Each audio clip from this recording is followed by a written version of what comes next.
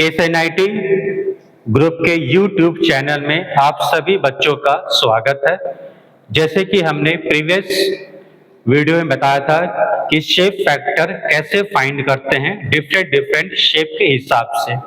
ठीक, आज हम शेप फैक्टर फाइंड करेंगे आई सेक्शन का।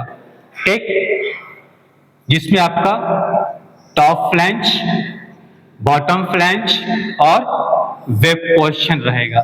ठीक, आई सेक्शन के हिसाब से इसका शेप फैक्टर क्या होगा। अब यहां पे क्या कुछ न्यूमेरिकल पुटअप कर देंगे। टॉप फ्लैंज का विड्थ 100 mm है, डेप्थ जो मेरा है वो मेरा 20 mm का है, बॉटम फ्लैंज का डेप्थ मेरा 20 mm है। ठीक, विड्थ मेरी है 50 mm, वेब का जो मेरा थिकनेस है वो क्या है मेरा 20 mm, और जो ओवरऑल डेप्थ है वो क्या है मेरा 190 mm। ठीक, ये है मेरा आई सेक्शन। ठीक, इस आई सेक्शन में बहुत सारे न्यूमेरिकल्स बन सकते हैं, सिमेट्री भी हो सकता है। जैसे यहाँ पे हमने 150 लिया तो 150 यहाँ पे होगा, 20 तो क्या मेरा ये सिमेट्री सेक्शन होगा। जो सिमेट्री सेक्शन होगा तो जो मेरी सीजी होगी वो सेंटर पे जाएगी, उसके हिसाब से फिर हम y1 और y2 equal area neutral axis से हम y1 और y2 को वैल्यू फाइंड करेंगे। ठीक, शेप फैक्टर क्या था मेरा ZP अपॉन Z, Z क्या था मेरा average of the area and whole multiply by y1 plus y2। Z क्या था मेरा इलास्टिक मॉडुलस था, यानी कि moment of inertia divide by y max. अब y मैक्स के लिए हमको क्या चाहिए, आई सेक्शन का CG चाहिए कि CG मेरी क्या होगी। CG हम फाइंड करेंगे XB, यानी XB ले रहे हैं, यानी कि बॉटम से उसकी CG क्या होगी। तो पहला क्या है मेरा 150 मल्टीप्लाई बाई 20, CG क्या होगी मेरी 10 प्लस 20 मल्टीप्लाई बाई, अब ये 20 है और 20 40 है, तो 20 का डिस्टेंस कितना होगा मेरा 150 mm। 190 में से 40 घटा देंगे तो मेरा 150 mm होगा। तो 20 इंटू 150, इसका CG क्या होगा मेरा 75 प्लस 20 95 प्लस टॉप का 100 मल्टीप्लाई बाई 20, CG क्या होगी मेरी 190 है, 10 घटा देंगे ये मेरी 180 हो गई, divide by summation of area 100 multiply by 20 plus 250 multiply by 20 plus 150 multiply by 20। तो XB का जो मेरा CG आएगा, जो बॉटम से CG आएगा वो आएगा मेरा 84.375, और XT जो आएगा मेरा जो टॉप का आएगा 180 में से घटा देंगे तो ये मेरा जो आएगा 105.625, दोनों को ऐड करेंगे तो क्या होगा मेरा वो 190 आ जाएगा वो।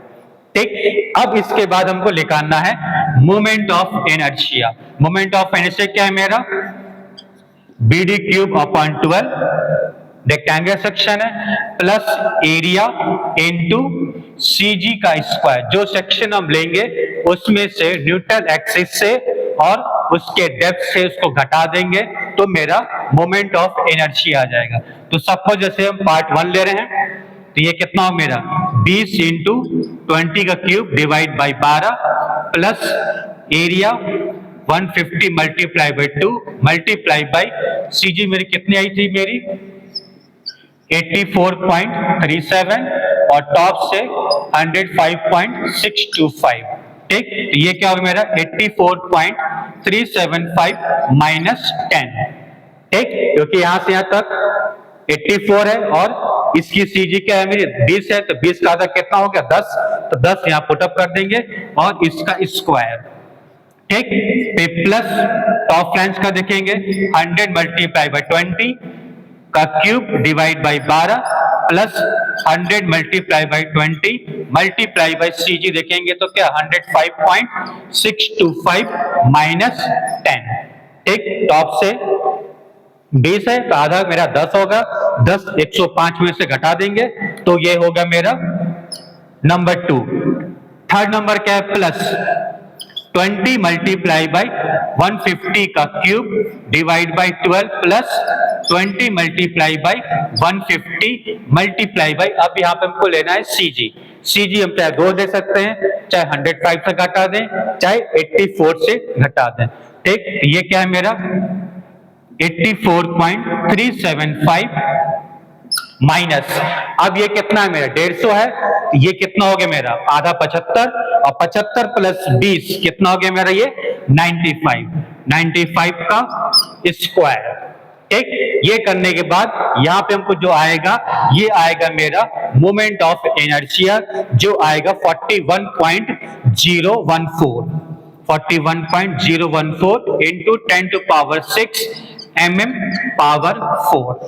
ठीक, ये हो गया मेरा मोमेंट ऑफ इनर्शिया। ठीक, अब हमको निकालना है जेड, तो जेड क्या है मेरा I upon Y max. I कितना है मेरा moment of inertia 41.014 into 10 to power 6, और वाई मैक्स क्या है मेरा 105.625। तो ये जो आएगा मेरा जेड आएगा जो मेरा 388.298 multiply by 10 to power 3 mm cube. ठीक, क्योंकि ये मीटर mm पावर 4 है, ये mm है तो मीटर क्यूब बनेगा वो। ठीक, ये तो हो गया मेरा सेक्शन मॉडुलस हो गया। अब हमको निकालना है कि वेब का डेप्थ कितना होना चाहिए, तो डेप्थ के लिए हम यहाँ पे अज्यूम कर लेते हैं, ये हो गया मेरा H1 और इसको अज्यूम कर लेते हैं H2। ठीक, H1 लेकर जाएगा तो हम क्या करेंगे 150 से घटा देंगे, तो क्या होगा मेरा H2 हमको अपने आप लेकर जाएगा।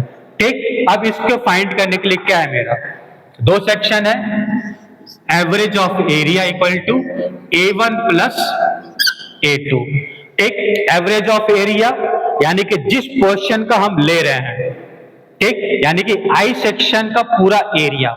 ठीक, तो एरिया कितना है मेरा 100 multiply by 20 plus 150 multiply by 20 plus 150 multiply by 20 whole divide by 2 equal to area 1 क्या है मेरा 100 multiply by 20 plus 20 multiply by H1। ठीक, ये पोर्शन ले रहे 100 मल्टीप्लाई बाई 20 और 20 मल्टीप्लाई बाई H1, तो हमको यहां से H1 निकालना है। तो H1 कैलकुलेशन करने के बाद जो मेरा आएगा वो आएगा मेरा 100 mm, तो H2 क्या होगा मेरा 50 mm। ठीक, क्योंकि डेप्थ वेब का कितना है मेरा 150 है, तो 100 घटा देंगे तो हमको H2 लिखन जाएगा। ठीक, अब ये तो हो गया मेरा इसकी हाइट लिखन गई, क्योंकि सिमेट्री नहीं है तो क्या इसकी हाइट H1 और H2 मेरा अलग लाएगा, तो H1 मेरा 100 है और H2 क्या है मेरा 50 है। ठीक, अब न्यूट्रल एरिया एक्सिस के एबव हमको निकालना है y1 और y2 की वैल्यू।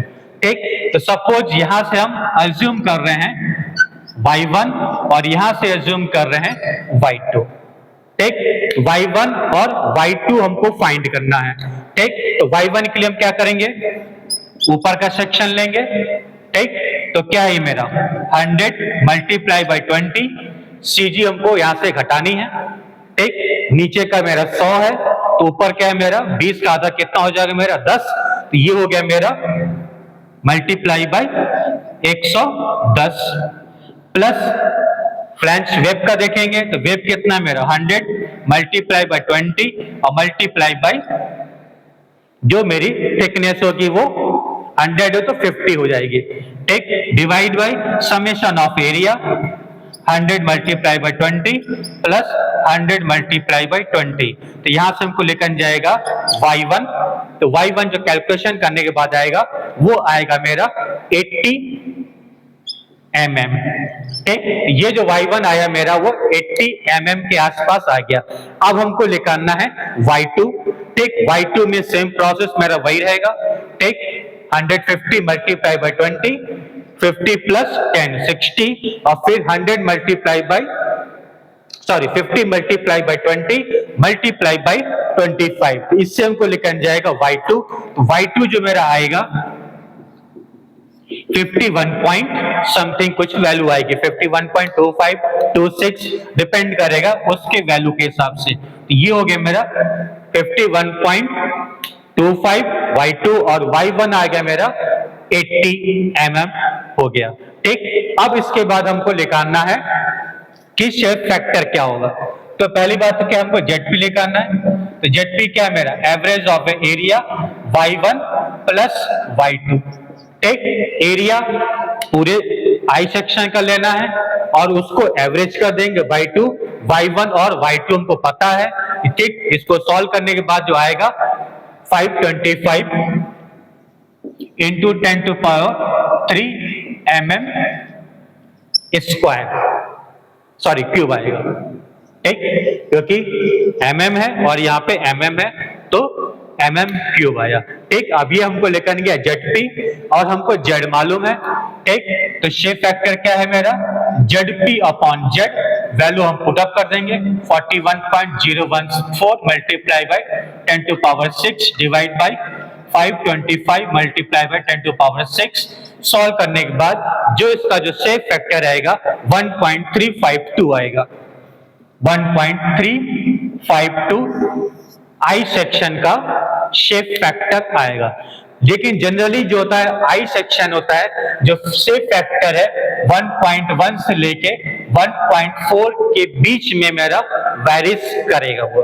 ठीक, अगर इसके आसपास वैल्यू नहीं आ रही है 1 के पॉइंट को बिलो आ रही है तो यानी कि जो आपने कैलकुलेशन किया है वो कैलकुलेशन कहीं ना कहीं आपका मिस्टेक हो सकता है जिसके कारण वो रेंज में नहीं आ रहा है। सॉल्व करने के बाद 1.532 या 1.597 राउंड अप करेंगे तो मेरा वो 1.4 के आसपास आएगा। ठीक, तो 1.4 एग्जैक्ट आएगा। अब जैसे यहाँ पे 1 पॉइंट है, दूसरा कोई सेक्शन सॉल्व किए 1.978 आया तो राउंड अप करें तो क्या है मेरा 1.4 होगा। ठीक, इसको अगर हाईयर साइड में राउंड अप करेंगे, हमारे 2 को निगलेक्ट कर देंगे तो अभी क्या है मेरा 1.4 ही आएगा। यानी कि 1.1 से लेके 1.4 के बीच में आई सेक्शन का शेप फैक्टर क्रिएट करेगा। ठीक, चाहे वो 1.1 भी आ सकता है या 1.4 भी आ सकता है या इन बिटवीन कोई भी वैल्यू हो सकती है। ये चीज ध्यान रखना है कि आई सेक्शन का जो शेप फैक्टर है मिनिमम 1.1 और मैक्सिमम जो लिमिट है वो 1.4 से ज्यादा नहीं होनी चाहिए। ठीक, नेक्स्ट सेशन में हम कराएंगे कोलैप्स लोड और प्लास्टिक मोमेंट कैसे फाइंड करते हैं बीम पे या फ्रेम के ऊपर। Thank you.